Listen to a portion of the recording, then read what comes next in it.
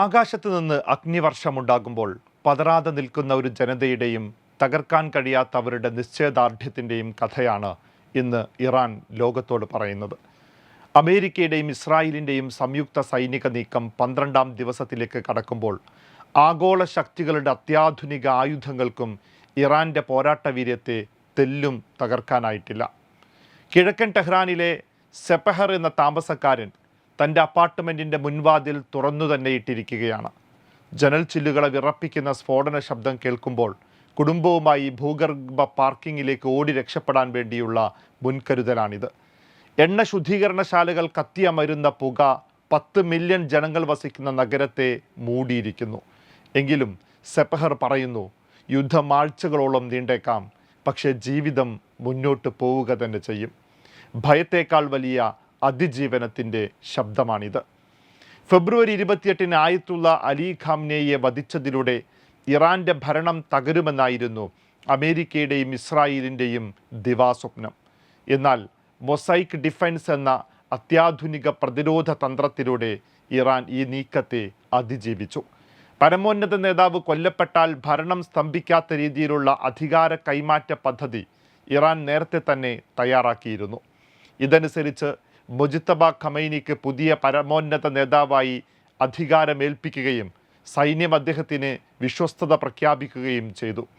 5000 ലക്ഷ്യസ്ഥാനങ്ങൾ തകർത്തുവന്ന American അവകാശവാദങ്ങൾക്കിടയിലും ഇറാൻ്റെ missile സേന പ്രത്യാക്രമണം തുടരുകയാണ്.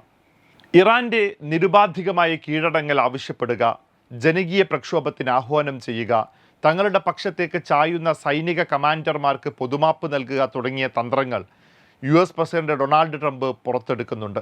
പക്ഷെ അതൊന്നും ഇറാൻ ഒട്ടും അലോസരപ്പെടുത്തുന്നില്ല. ഇറാനെ മുച്ചൂടം നശിപ്പിച്ചുവെന്നും വ്യോമസേനയെയും നാവികസേനയെയും ഇല്ലാതാക്കിയെന്നും വാഷിങ്ടണും ഇസ്രായേലും ഗീർവാണം മുഴക്കുമ്പോഴും ടെഹ്റാനിലെ സർക്കാർ തകർന്നിട്ടില്ല എന്ന് ഓർക്കണം. 2025 12 ദിവസത്തെ യുദ്ധം നിശ്ചിത ഇടങ്ങളിൽ മാത്രം ഒതുങ്ങിയിരുന്നുവെങ്കിൽ ഇത്തവണ അത് മേഖലയാകെ പടർന്നിരിക്കുകയാണ്. 9 രാജ്യങ്ങളിലായി വ്യാപിച്ചു കിടക്കുന്ന അമേരിക്കൻ താവളങ്ങൾക്ക് നേരെ ഇറാൻ ഡ്രോൺ മിസൈൽ ആക്രമണങ്ങൾ നടത്തി.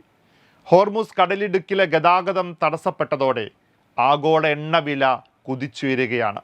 അമേരിക്കയുടെ ഓപ്പറേഷൻ എപ്പിക് ഫ്യൂറിയുടെ ആദ്യ 100 മണിക്കൂറിന് മാത്രം $3.7 ബില്യൺ ചെലവായത്. ലക്ഷ്യങ്ങളില്ലാത്ത ഈ യുദ്ധം ലോകത്തെ കനത്ത ഊർജ പ്രതിസന്ധിയിലേക്കും സാമ്പത്തിക തകർച്ചയിലേക്കുമാണ് തള്ളിവിടുന്നത്. യുദ്ധം 12ാം ദിവസം പിന്നിടുമ്പോൾ ഇറാനിൽ മാത്രം 1300ഓളം സാധാരണക്കാർ കൊല്ലപ്പെട്ടിട്ടുണ്ട്. ഇതിൽ 200 കുട്ടികളും ഉൾപ്പെടുന്നു. തെക്കൻ നഗരമായ മിനാബിലെ പെൺകുട്ടികളുടെ സ്കൂളിന് നേരെയുണ്ടായ മിസൈൽ ആക്രമണത്തിൽ 165 പേർ കൊല്ലപ്പെട്ടത് ലോകത്തെ നടുക്കി. തകർന്ന സ്കൂൾ കെട്ടിടത്തിനിടയിൽ നിന്ന് 7 വയസ്സുള്ള കുഞ്ഞിൻ്റെ മൃതദേഹം ചേർത്തുപിടിച്ച് ആകാശത്തേക്ക് നോക്കി നിലവിളിക്കുന്ന പിതാവ് ഈ യുദ്ധത്തിൻ്റെ ക്രൂരതയുടെ മുഖമാണ്.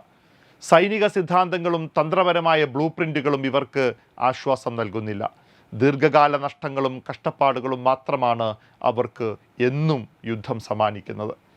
ഡിപ്ലോമസിയുടെ വാതിലുകൾ കൊട്ടിയടക്കപ്പെട്ട ഈ യുദ്ധത്തിൽ തോൽക്കാൻ തയ്യാറല്ലാത്ത ഒരു ജനത തങ്ങളുടെ മണ്ണും അഭിമാനവും സംരക്ഷിക്കാൻ ഉറച്ചു നിൽക്കുകയാണ്. ആയുധബലം കൊണ്ട് ഒരു രാജ്യത്തെ കീഴടക്കാമെന്ന് കരുതുന്നവർക്ക് മുന്നിൽ തകരാത്ത ഇച്ഛാശക്തി കൊണ്ട് ഇറാൻ ഒരു പ്രതിരോധ കോട്ടയായി ഇന്നും നിലകൊള്ളുന്നു. Waytonikah.com, the exclusive Muslim matrimonial site.